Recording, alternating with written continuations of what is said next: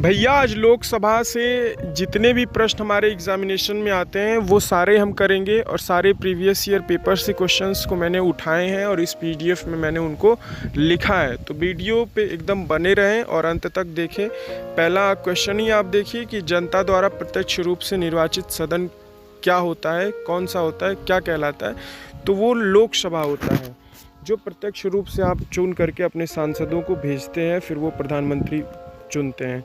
संविधान में लोकसभा के सदस्यों की अधिकतम कितनी सीटें हैं तो 552।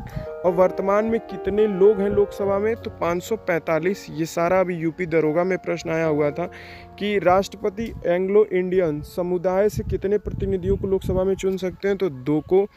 नेक्स्ट क्वेश्चन है हमारा कि लोकसभा में किस आधार पे सीटों का आवंटन हुआ है तो जनसंख्या के आधार पे, और वो भी 1971 की जनसंख्या के जनगणना के आधार पे क्या हुआ है, सीटों का आवंटन हुआ है। ये चीज़ आप एकदम पेन और पेपर लेके बैठे लिखते रहें। कौन सी लोकसभा के चुनाव 4 चरणों में हुए थे तो 14वीं। नेक्स्ट क्वेश्चन है हमारा कि लोकसभा का सदस्य बनने के लिए कितनी न्यूनतम आयु होनी चाहिए तो 25 वर्ष। कौन सा राज्य सबसे अधिक प्रतिनिधि लोकसभा में भेजता है तो वो है उत्तर प्रदेश। लोकसभा की 80 सीटें हैं यहाँ पे उत्तर प्रदेश में। तभी तो कहा जाता है कि अगर किसी को प्राइम मिनिस्टर बनना है तो वो उत्तर प्रदेश से ही होकर बनेगा। उत्तर प्रदेश के बाद सबसे अधिक सीटें जो हैं वो महाराष्ट्र में हैं। तो सबसे कम कहाँ पे होंगी भैया, ये सारी हमने यहाँ पे लिख रखी हैं। तो नागालैंड, सिक्किम व मिज़ोरम में आपके लोकसभा के सारे कॉन्सेप्ट जो हैं यहीं पे रिवाइज हो जाएंगे और वो भी 5 मिनट के भीतर। लोकसभा का नेता प्रधानमंत्री होता है और लोकसभा का नेता जो है वो इस्तीफा किसको देगा, यहाँ पे इस्तीफा लिख लीजिएगा आप लोग, थोड़ा मुझसे गलती हो गई है। इस्तीफा किसको देगा, तो लोकसभा अध्यक्ष को अपना इस्तीफा दे देगा। भूतपूर्व संसद सदस्यों को पेंशन व्यवस्था कब लागू की गई थी तो 1976 में। नेक्स्ट क्वेश्चन है कि लोकसभा में कम से कम कितने सत्र जरूरी होते हैं तो वर्ष में 2 बार आपको बैठक करनी होगी। और लोकसभा क्या भंग की जा सकती है, हाँ, तो राष्ट्रपति भंग करेंगे, वो भी प्रधानमंत्री की सलाह पे। वित्तीय बिल कहाँ पे पास होता है तो आपको पता ही है कि वित्तीय बिल जो है वो लोकसभा में पास होता है। अविश्वास प्रस्ताव भी जो है वो लोकसभा में ही। बजट किसके द्वारा पारित किया जाता है तो लोकसभा द्वारा। राज्यसभा में 14 दिन रहेगा, अगर वो पारित किए तो किए, नहीं तो खुद ही पारित मान लिया जाएगा। लोकसभा में सदस्यों को निर्योग्यता से संबंधित प्रश्नों का निर्णय कौन करेगा तो लोकसभा अध्यक्ष करेंगे कि ये जो है योग्य हैं या नहीं है। अस्थायी लोकसभा अध्यक्ष को क्या कहा जाता है, प्रोटेम स्पीकर कहा जाता है। प्रोटेम स्पीकर बने। प्रोटेम स्पीकर की नियुक्ति कौन करता है तो राष्ट्रपति करता है। प्रोटेम स्पीकर सभी को पता होना चाहिए। कितने दिनों तक अनुपस्थित रहने पर लोकसभा के सदस्य की सदस्यता समाप्त हो जाती है तो 2 माह से अगर ज़्यादा आप अगर रहते हैं गायब तो सदस्यता भंग की जाती है। किस विधेयक को केवल लोकसभा में ही पारित किया जाता है तो वित्त विधेयक को। मंत्रिपरिषद किसके प्रति उत्तरदायी होती है तो लोकसभा के, प्रधानमंत्री सहित। किस अवस्था में संसद जो है लोकसभा का कार्यकाल बढ़ा सकती है तो केवल और केवल आपातकाल की स्थिति में। नेक्स्ट सवाल है हमारा कि संसद एक बार में लोकसभा के कार्यकाल में कितने समय के लिए वृद्धि कर सकता है तो 1 वर्ष के लिए कर सकता है ना। फिर किस वर्ष लोकसभा का कार्यकाल जो है एक करके 2 बार बढ़ाया गया था तो 1976 में बढ़ाया गया था।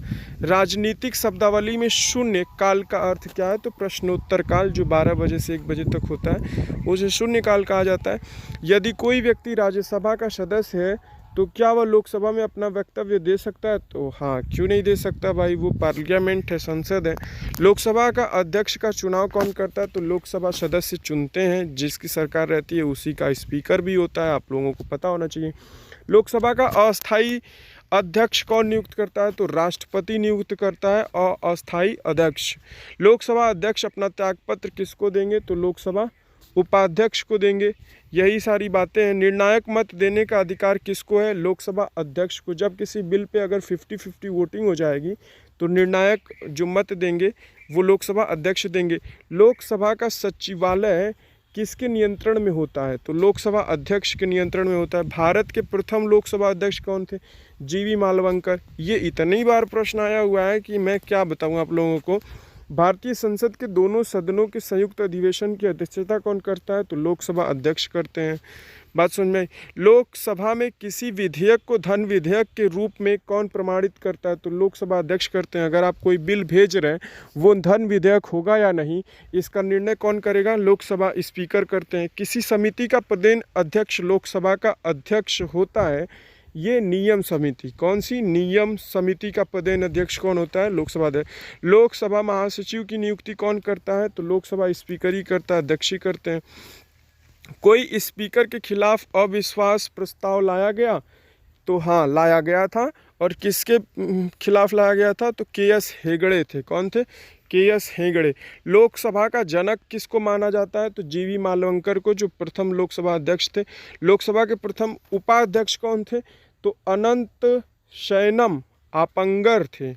ठीक, अनंत शयम आपंगर। किस लोकसभा अध्यक्ष का कार्यकाल सबसे लंबा रहा? तो बलराम जाखड़ का रहा। किसका? बलराम जाखड़ का। लोकसभा के अध्यक्ष या उपाध्यक्ष की अनुपस्थिति में लोकसभा की अध्यक्षता कौन करता है? तो लोकसभा का वरिष्ठतम सदस्य जो होगा वो वहाँ पे बैठ सकता है। राष्ट्रमंडल अध्यक्षों के सम्मेलन का पदेन महासचिव कौन होता है? तो लोकसभा महासचिव होता है। मुझे प्यास लग गई दोस्तों। भारत के लोकसभा अध्यक्ष की भारत के लोकसभा अध्यक्ष किस देश के हाउस ऑफ कॉमन्स के अध्यक्ष की तरह होते हैं? तो इंग्लैंड की ही तरह हमने लोकसभा अध्यक्ष को एक पद बनाया हुआ है, इंग्लैंड की ही तरह। लोकसभा का सचिवालय किसके प्रत्यक्ष पर्यवेक्षण एवं नियंत्रण का कार्य करता है? तो लोकसभा अध्यक्ष के ही पर्यवेक्षण और नियंत्रण में कार्य करता है जो सचिवालय है। भारत की प्रथम महिला लोकसभा अध्यक्ष कौन थी? तो मीरा कुमार थी। कौन था? मीरा कुमार।